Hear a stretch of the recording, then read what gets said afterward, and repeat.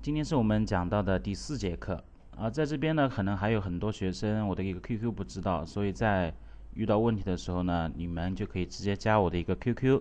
好，在这边呢，记事本当中已经写好了，QQ 是我的46371913，可以直接在这上面加我。有问题的话，可以在这边来问我。好，我姓马，可以在这边来问我。好，在我们的第3节课当中呢，我们主要讲到的是我们的圆工具、圆弧、多段线和我们的正多边形。好，在这边呢，我们的圆和圆弧工具呢，这2点呢是比较重要的地方，所以呢，大家一定要注意的练习一下。在这边我打了星号的一个地方呢，也就是说相切半径这一点，特别是在绘制机械图形的一些同学当中呢，你们一定要注意这一点，因为这个用的是比较的多的。好，在这边呢，我就不做一个复习了，所以的话，我们因为视频当中呢已经很详细，所以你们可以反复的观察一下。在我们的第4节课当中，首先我们要提到的一个工具呢，是我们的矩形工具。好，矩形工具简单一点呢，也就是我们的长方形。在这边，我们其实长方形工具，我们平时的时候呢，基本上都在用什么呢？也就是我们的做选框。好，做选框我们都知道，我们直接在空白处点击之后，可以直接拖出来的这个选框。这个选框我们可以看到，它就是一个矩形，所以呢，也就是矩形选框。而我们的矩形工具和我们的做选框完全是一模一样。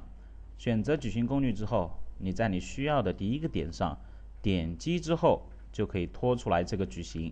当然，再到你的下一个点，也就是命令栏所指的另一个角点上，再次点击一次，我们看到这个矩形已经出来了。当然，矩形呢肯定有它的长度和宽度值，也就是我们用坐标来讲，也就是 x 轴和 y 轴的一个长度。好，在我们操作之前呢，我们来回忆一下 ，x 轴切换到 y 轴，我们应该用哪个键？有没有印象？我们在前面的第1节课当中，我们讲坐标的时候，我们就提过 x 轴切换到 y 轴呢，用到的是我们的逗号键。好，在这边我们来看一下它长度的一个输入方法。选择矩形工具之后，直接指定它的第一个点，拖出来。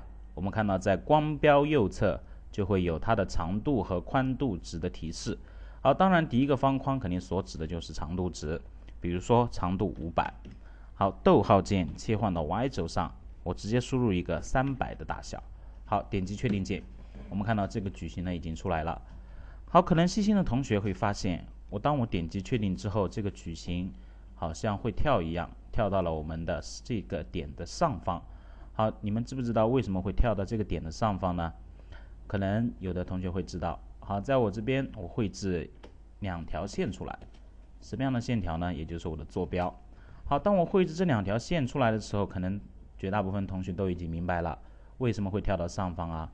因为我刚才输入的大小，好，把命令栏调出来，我们看到输入的大小呢，好，500的300，也就是说它都是坐标上的正方向，所以 x 轴的正方向往右侧，y 轴的正方向往上方，所以出来的就是在这个位置上，起点的右上方。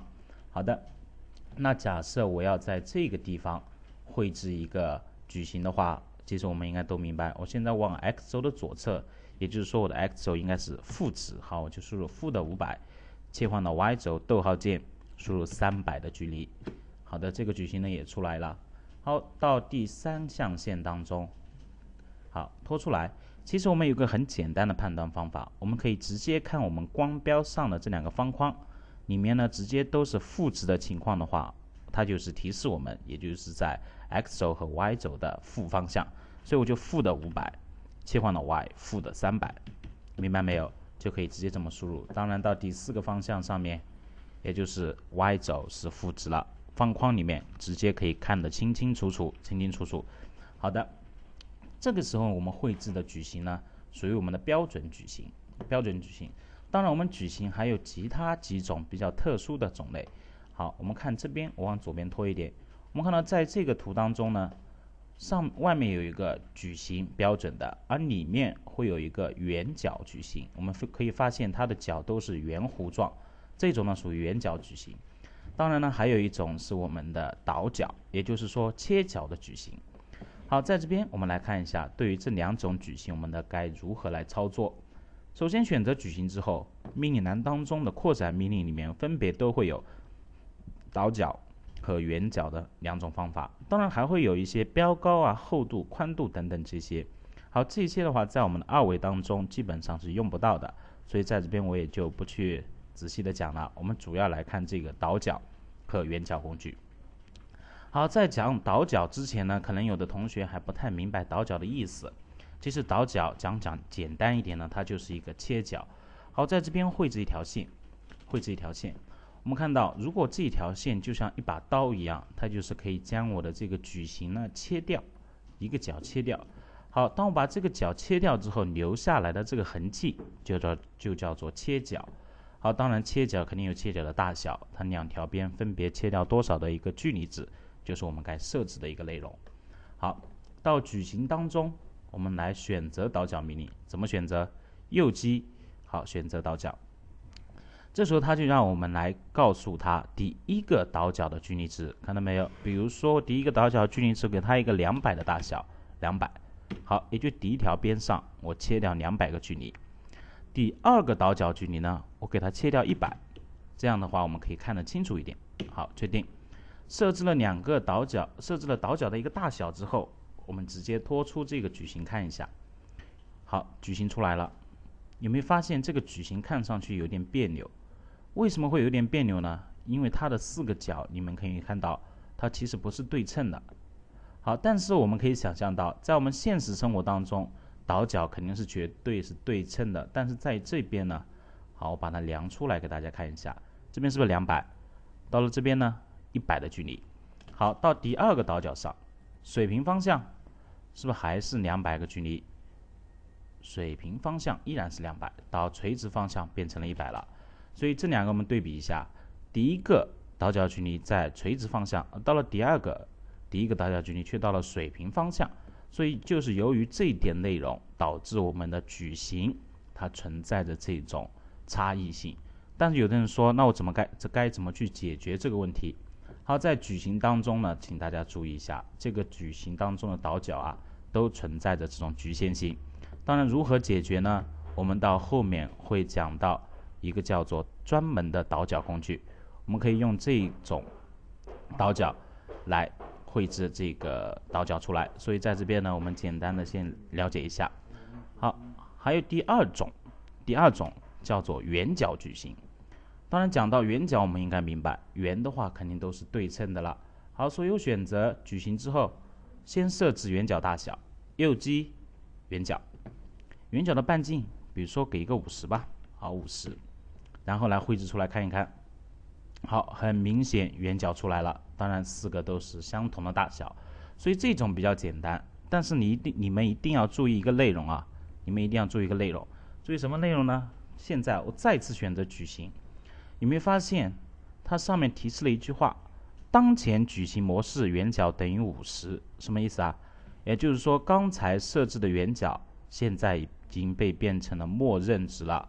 所以当你现在再次绘制圆角的时候，矩形的时候呢，圆角依然存在，圆角是依然存在的。好，但是怎么去取消？只需要再次选择矩形，将圆角的大小改成0。好，确定。你再绘制出来，改成0，不就是没有圆角了吗？对不对？好，现在又变成了我们的标准矩形。所以这一点内容呢，矩形的内容呢还是比较简单的。但是我们要看一下我们这个图的绘制，我们来看一下啊。首先，一个矩形，长度525，宽度呢是200。好，直接绘制出来。第一个点拖出 x 轴525，y 轴往下方是多少？负的200。好，注意了，出来了。好，再来看里面的这个圆角矩形，半径22。但是在画之前，我们是不是应该先找到这个矩形的开始的点，也就是我光标放的这边一个点？好，怎么来判断呢？外面这个525，里面这个475，是不是少掉了50个距离？也就是说，它一边分别少了25。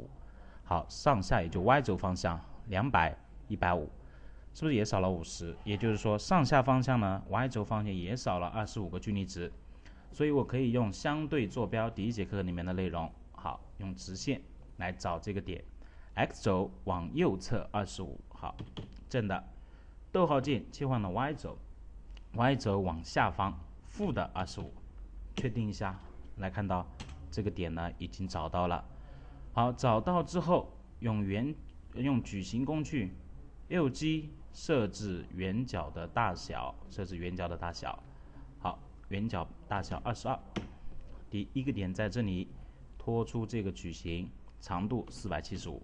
好，切换到 Y 轴，逗号键负的150，确定，这个矩形就完全的绘制出来。好，再来将这一条线删掉。我们看到这个图形上面的这一部分是不是就绘制出来了？非常的简单，非常的简单。所以呢，你们练习的时候稍微的注意一下就可以了。所以这个矩形工具不去讲太多了。好，我们直接将它写下来。矩形，快捷键呢是 REC， 这一点大家也要记清楚。好，矩形当中分别有这么几点内容。第一点，好，矩形也就是指定第一个点后，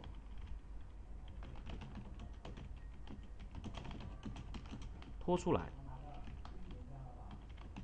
拖出大小，然后呢输入 xy 的长度。好，但是呢我们要注意一点内容，注意什么呢？注意 xy 轴的正负方向。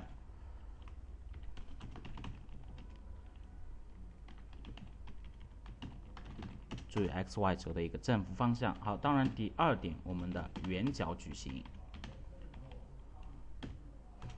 圆角。好，在这边呢，首先我们要右击设置圆角大小，再来，好，输入 xy 轴的大小。当然，我们也是需要注意一点内容的。注意哪一点内容呢？也就圆角设置后会成为默认值，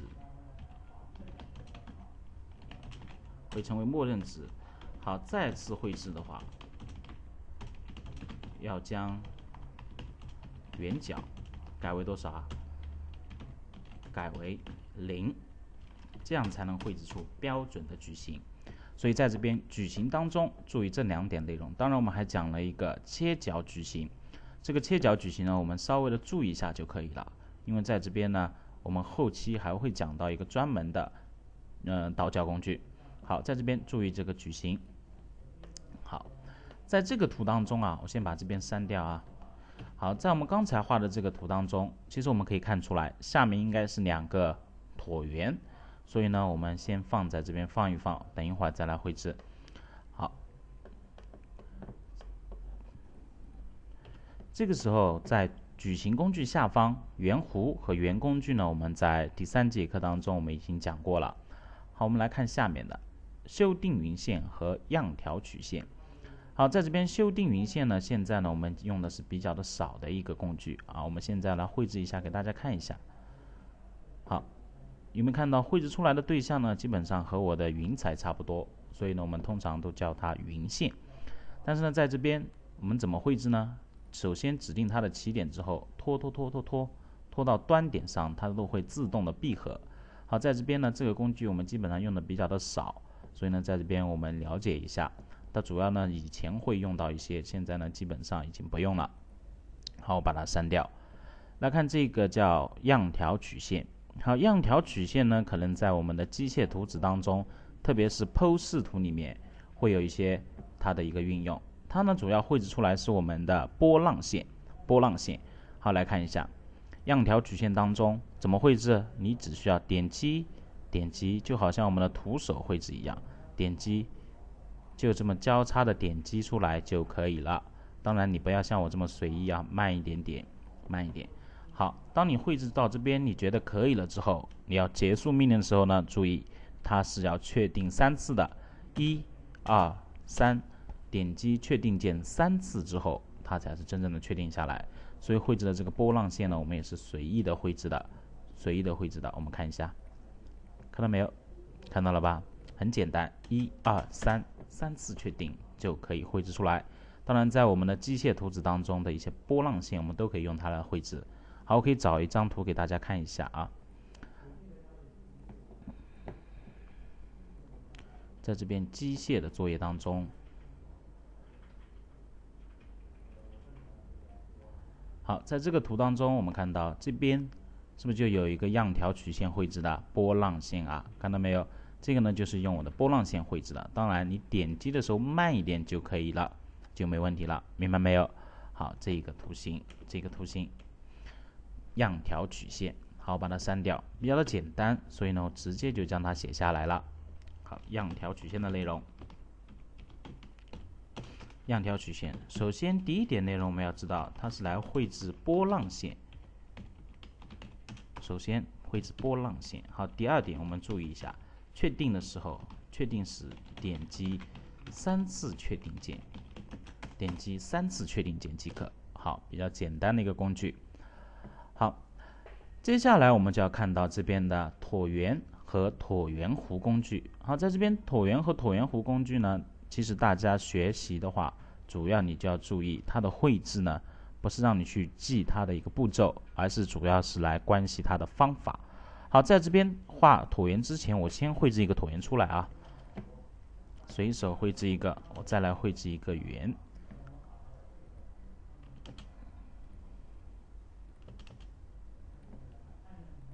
好，在这边呢，椭圆和一个圆在这边。其实椭圆和圆的话，它基本上是一个兄弟的关系。为什么可以这么说？因为圆工具就是因为它的半径啊都是相等的，而椭圆呢之所以是扁的，就是因为从椭圆的中心点出来的它的半径都是不相等的，就是这一点区别。好，我们圆工具我们基本上都是用圆心绘制它的半径，那么椭圆也是一样，通过圆心绘制它的这些轴。好，当然我在这边绘制了2条轴，这2条轴呢，也就是我们的椭圆的绘制方法。其实我们只需要将这2条轴绘制出来呢，这个椭圆基本上就已经绘制好了。好，为什么这么说？我们来看一下就知道了。选择椭圆工具，首先让我们来指定的是椭圆的轴端点，在这边1、2、3、4这4个是不是都是轴端点啊？所以我随便点击一个，好，放在这边。有了一个轴端点之后，再次指定它另一个轴端点，是不是就相当于我绘制了一条轴啊？对不对？好，把这条轴绘制出来，我们看到现在呢，它是一个圆的形状。好，就是因为它的轴现在相等啊，所以是一个圆。所以接下来我去指定它的另外一条轴，但是呢，现在变成了一条半轴长度，也就相当于我的半径了，对不对？好，我们来看一下中间的这条线是不是就是半径啊，半轴，对不对？我再次指定一下，点一下，椭圆就出来了，是不是就相当于画了2条轴，对不对？好，我绘制的方法呢，第一条轴，好，第一条线，第二条轴半轴，一条整轴，一条半轴，明白没有？很简单，记住这个图形就可以了。好，第二种方法，这边呢有一个中心点，中心点的话，好，首先我们要知道中心点的位置就是我们椭圆的圆心，也就是2条轴的交点。首先我来选择中心点，当然怎么选择还都有印象吧？或后面的我们通过右击来选择中心点。好，随便点一个点在这边拖出来。中心点之后指定轴端点，中心点到轴端点的距离是什么距离？半轴的长度啊，半轴的长度也就是半径。好，出来了。再次指定另一条半轴，看到没有？也就是另一条半径了，另一条半径，椭圆弧是不是就出来了？非常的简单。好，第二种方法，也就是说我们从中心点开始，这边2条半轴，一条整轴，一条半轴，和中心点开始的2条半轴，这就是它的一个绘制方法，明白没有？好，非常的简单，非常的简单。好，在这边既然已经知道椭圆的一个绘制方法之后，那我们直接来看我们刚才的这个图形应该怎么来绘制。好，来看一下在这边这个图，我们先来分析分析。首先告诉我们一个4/2的这个大小，这个4/2应该能看出来吧？它是一条整轴，是不是一条整轴？好，然后从这边有一个250，好，这个250应该是多少？它的一个半轴长度，半轴。好，当然我们画这个椭圆呢，我们首先要找到它开始的那个点，开始的那个点应该在哪里？我们看这边是250，上面呢172的78，加起来是不是也是正好250啊？对不对？说明我们的这个轴端点肯定是在这个矩形最下面的这条线上。那么既然在这个下面这条线，应该不用我多说，你们应该明白了吧？是不是应该在这个中点上面出来，对不对？好，所以我选择椭圆，将椭圆的第一个轴端点定在这个中点上。好，再来指定它另一个端点。另一个端点呢，我们怎么指定？我们是不是知道长度啦？长度是500，250加250啊，对不对？好，确定。出来了之后，指定另一条半轴长度。好，整轴是420，半轴就是210，是不是出来了？好，这个外面的这个椭圆绘制好了之后，再来绘制里面的这个。里面的这个的话，告诉我们小了20个距离，小了20个距离。好，小了20个距离的话，我们可以通过什么方法？好，在这边我就不去找其他的点了，我直接通过椭圆当中的中心点来绘制。中心点，右击来选择这个中心点，中心点的位置，好，直接在椭圆上碰一下，和圆一样啊，碰一下，画出来。好，轴端点，现在我少了20个，半轴本来是250，少掉20，230，对不对？好，再到这边，本来是210，现在少掉20，190。确定，是不是也绘制出来？非常的简单。然后再来找到上面的这些点，都告诉我们距离了，所以我直接通过线条把它画出来吧。下来50，做过来一条线，这边下来78，做过来一条线。好的，再用直线把它该连接的地方连接一下。好，该删除的线条删除一下，修剪的修剪一下。看到没有？这个图形是不是就出来了？当然还有这边的一个小对象，你就不用绘制了。所以这个图形大家能不能明白？明白了吧？非常的简单。好，当然在椭圆工具下方啊，还有一个它的子工具，叫做椭圆弧。其实这个子工具呢，就是我选椭圆，我们看一下，在椭圆当中是不是就有一个圆弧工具啊？这个圆弧工具现在被分离出来了，也就是现在的椭圆弧。但是这个椭圆弧呢，我们相对来说用的比较少。其实我们呢也是比较简单的一个工具。我们来看一下，选择椭圆弧，首先你要绘制的呢，就是要将我们绘制的这个椭圆画出来。好，他说轴端点，另一个轴端点，另一个半轴长度，很熟悉吧？干什么？画的是一个椭圆。所以我们只需要将你要的椭圆弧的整的这个椭圆画出来之后，然后截取其中的一段，知道什么叫截取吧？好。指定它开始的地方，然后指定它终止的地方、结束的地方，点一下，出来了。出来之后，同样你们也得知道它的一个旋转方向，如何来旋转的呀？逆时针旋转，看出来没有？逆时针这么转过来的，懂了没有？逆时针旋转就是这么转。好，所以我们来看另外的一个作业，这个呢椭圆弧大家了解一下就可以了。这个图，好，首先画一个圆。直径是33，半径就除以一个2。第二个椭圆半径呢是10个。好，在这边呢，我们看到我来做这个圆，这个圆怎么来做呢？其实很简单，我直接选择圆工具。为什么直接选圆？有的人说，那我不是要画一条直线来找这个点吗？可以，你直接用圆或者用其他的工具都可以找到。用什么方法呢？直接用到的就是我们的叫做对象追踪。用到的就是对象追踪，还记得吧？我们只需要光标往圆心上碰一下，然后呢，慢慢的拖出来这条标尺，拖出来这条标尺啊，拖出来这条标尺的时候呢，你们可以发现，在标尺上它是有距离的，所以你只需要告诉他，你从这个点上标尺的距离是多少？60，确定一下，哎，挪到这边来了，对不对？好，所以我们往另外一个方向。好，从圆心往这边挪多少？60。你会发现直接找到了这个点，看到没有？好，再演示一遍。圆心上碰一下，拖出来这个标尺，输入你要到达的地方60，直接就出来了。出来之后，输入半径7个，再来一个半径是3.5。好，然后呢，再来将这个2个椭圆弧画出来。所以呢，直接选择椭圆弧工具，一个轴端点，另一个轴端点，半轴长度7个大小。好，椭圆出来了，指定它开始的地方。好，注意了，逆时针旋转，所以从这个点逆时针转到这边的一个点上，对不对？好，再来看上面这个椭圆弧。上面这个椭圆弧呢，可能很多同学没看出来了。好，其实我们想一下，这个点是它的一个轴端点，我把它往下延长。好，再来，这个点也是一个轴端点，我往左侧延长。你没发现它们分别都相交于这个大圆的圆心？所以这一点告诉我们什么？这是一个1/4个椭圆弧，所以我们只需要用中心点的绘制方法。好，中心点在这里，一个轴端点，另一个轴端点。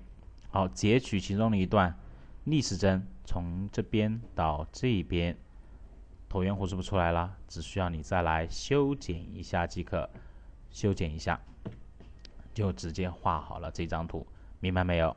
非常的简单，椭圆和椭圆弧工具，我呢也把它写下来，比较简单的2个工具。好，椭圆快捷键呢是 EL， 可能我在这边用快捷呢比较少，因为呢我讲给你们听，你们自己去试验一下就可以了。好，椭圆工具首先有2种绘制方法，第一种呢，我们去指定一条整轴的长度，整轴。再去绘制另外的一条半轴，再绘制另外一条半轴。第2种方法，我们就是中心点了，中心点我们加上2条半轴，加上2条半轴。好，这是椭圆工具。椭圆弧呢很简单，椭圆弧。好，首先第一点，我们先绘制出椭圆弧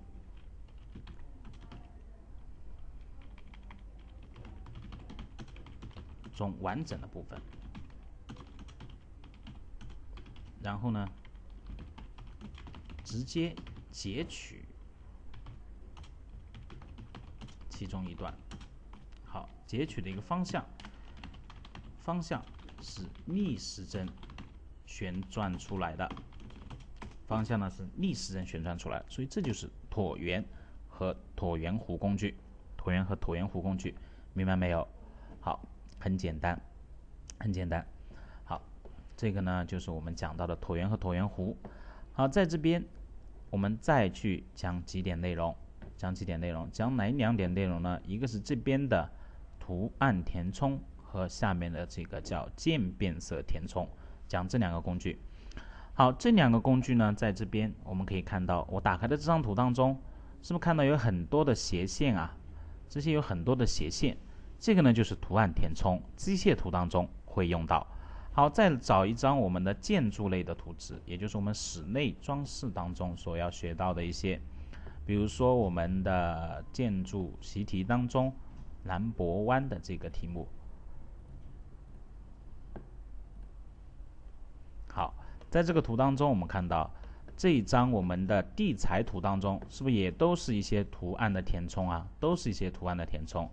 当然，这些图案的填充呢，它的选择肯定是有讲究的。所以接下来我们就来看这个图案填充工具。好，这个时候呢，我来绘制一张图形，我绘制一个矩形。我假设一下，我要在这个矩形当中填充某些图案出来的话，我可以直接选择这个图案填充。好，选择图案填充当中，我们看到在这个面板里面呢，首先图案填充和渐变色，也就是说这个面板同时包含了图案填充和渐变色的这2个工具在里面。首先我们肯定都知道，我们要先来告诉他你的图案是什么样子。好，这时候我们可以看到图案这边全是名称，打开之后全是名称。当然可能有的人用的比较熟悉的话，他可以知道哪种名称就是哪种图案。当然对于我们初学者来说，你可以直接点击后面的这个方框来选择图案。我们看到图案的类型是不是比较的多啊？很多。当然这边还有这一些。好，当然同学们也可以去网上去下载一些图案填充的一个类型，到自定义里面把它装进来就可以了。好，在这边呢，我们来看一下，一般机械图当中选的是 ANSI 这一种的第一个31的这一种斜杠。好，我们来试一下，确定，选择边界。为什么要去选择边界？因为你的图案有了呀，你要去告诉他你的对象的位置。好，选择这个添加拾取点，你来看一下，是让你拾取一个类部点。好，点一下类部点，当然你要到对象的类部来点击，有没有看见？仔细看一下，变成了虚线了吧？好，确定键回到对话框。这时候有的人说，那直接点确定，记住了，千万不要点确定，先点预览。为什么呀？你要先看一下它的一个比例，也就是说看一下它的一个效果。好，然后呢，我们看到这时候效果呢是不太好的，很挤，你要放大你才能看得见。所以这个时候呢，点击 ESC 键，点 ESC， 再次回到对话框，然后呢，你将这个比例是不是要改大一点？比如说改成10个，再预览一下，好，是不是变得更挤了？好，这个时候我们把这个图层换一下啊，因为现在选择的图层不对，可能没讲到。好，重新来一遍，图案填充，选择AN31的这一种边界，选一下，确定。好，再来预览一次，是不是出来了？现在呢稍微好一点，但是呢比例还是稍微有点小。取消键回来，把它变大一点。好，比如说变成5个，再预览一下，现在是不是变得很大？所以呢这个时候就可以了。好，觉得可以了 ，ESC 键回来，点击确定键。所以 ESC 键是返回对话框，看到这边的这句话了吧？ ESC 键返回对话框。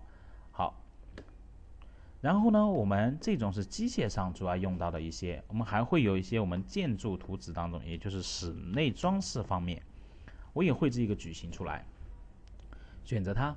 好，这时候我来选择其他预定义当中的。好，在这里面我们基本上室内装饰里面都是选择这边的一些填充。好，来看一下，我跟你们讲几种我们常用的，像这种，看到没有？这种呢是我们主要用于防滑地砖。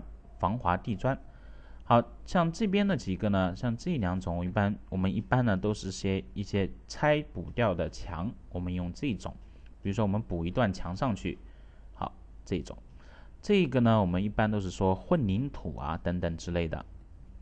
好，还有呢，比如说像这种呢，我们一般是用作木地板。好，还会有一些，比如说这种，我们都是用在瓷砖方面。好，还会其他的一些呢，我就不一一的举例子了。我在这边呢，我用一个木地板来做代替，点击确定键，再来边界拾取一个点。好，点击确定键回来之后，我们点什么？点击预览。好，是不是感觉到这时候呢太大了，对不对？好，取消键回来。太大的话，你就将比例变小，比如说变成1个，预览一下，是不是可以？可以的吧？好，取消 ESC 键回来，点击确定就可以了。可能这种颜色比较的深啊，因为我们填充的颜色呢，一般我们都会选择比较接近黑色的这一种，也就让它的颜色稍微淡一点，明白的吧？好，当然我们都知道填充的时候啊，我们的室内的图形呢，它都会有一些门在这边，也就是说它不是封闭的对象。好，随便的绘制一个，我就随便的来一个了。好，比如说这样，是不是留了空了一段在这边，没有封闭？没有封闭的话，好，图案我就不改了。我们再来拾取点的话，拾取一下，未找到有效边界，边界不闭合，什么意思啊？也就是说，不封闭的对象，你的拾取点根本就无法完成。那有人说，那我选择对象看一下行不行？好，你选一下试一试，选择一下，确定，然后呢，你再预览一下。我们看到这个时候，它是不是都是没有连接上啊？所以的话，这种我们的效果也是不好的。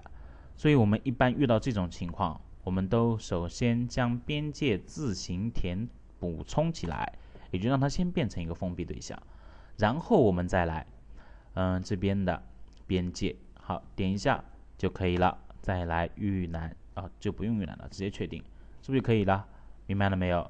就可以这样，然后我们再把这些边界将它删除就 OK 了，删除就好了。好，当然在这个时候呢，我们特别是这种木地板啊，我们有的时候是需要它是竖过来的，竖起来的，也就不一定完全都是水平的状态。所以呢，这个时候我们也可以在这边调节它的一个角度值。好，我们看一下，好，拾取一下，我把角度改成90度，你再预览一次看一下，是不是就竖过来了？好，取消 ESC 键，我们再改成0度，它是不是又变成了水平了？明白了这个没有？所以你也可以调节它的一个角度。所以把这2点角度和比例以预览的效果之后 ，ESC 键返回对话框，你再去调节。所以一开始不要直接点击确定键，明白了没有？非常的简单，对不对？好，当然在我们的图形当中还会用到一些渐变色，也就相当于我们的颜色的填充。好，这个我们什么地方会用到呢？比如说我在这边随便的绘制一个对象，我就假设它就是一堵墙吧，一堵墙，它是有承重墙和非承重墙。好，承重墙呢，一般我们有的时候都会用一种颜色把它填充起来，也就这时候我们要告诉别人是这是承重墙，你是不可以敲掉的。好，所以我们可以选择渐变色填充。在这个颜色当中，我们一般呢都是填充一个白色，填充成白色，调节到白色之后，好，边界，所以填充一下，填充一下，确定键回来，这时候颜色我就不预览了，直接确定一下，是不是就可以了？明白了没有？所以这2段就是承重墙。当然，如果你们绘制一些其他的一些，比如说某些特殊的一个对象的话，你们需要一些其他的颜色，你要注意一下了。好，假设一个红色，调节成红色，对不对？好，点击确定键。但是有没有发现这里面的颜色它还是存在着一些渐变啊？那怎么办呢？调节这个滑块，好，调节这个滑块，是不是变纯了？好，你再调就变黑了啊，稍微的调的比较纯一点，再来边界，好，确定键回来，直接确定一下，是不是就 OK 了？变得很纯了，对不对？所以呢，这种2种填充的方式你要知道，一种是填充图案，一种呢是填充颜色。好的，这2点呢，我也直接将它写下来，也不是很难，仔细的练习一下，基本上就没问题。好，我们的图案填充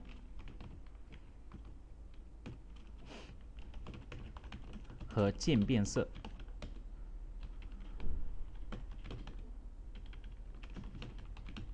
渐变色我们都是用 BH 来使用。好，首先来看第一种图案填充。图案填充，首先呢，我们去选择图案。首先我们来选择图案，这是第一步。图案选择好了之后呢，我们来边界，也就到边界当中。边界当中，我们一般呢使用添加拾取点，添加拾取点。当然，它是拾取内部点，内部点要是封闭对象才可以。好，第3点，点击预览，观察效果。好，当然呢 ，ESC 键返回对话框，进行调节比例和角度，这就是图案填充。好，当然再来看一下渐变色填充。渐变色呢方法都是一样，我们一般呢使用白色来填充，一般使用白色填充。如果有其他颜色，调节着色中的滑块，好，让颜色更加的纯，让颜色更纯，明白了没有？这2种。好，讲到这边呢，我们这节课的内容就这么多。但是我们要注意几个重点内容，一个是我们的图案填充，可能比较简单，但是呢用的是比较的多。还有一个呢就是我们的矩形。好，这节课的内容呢相对来说都是比较的简单的，所以大家呢可以比较轻松一点，就可以将我们的题目都可以做出来。好，我们这节课就先讲到这边，好，我们下课。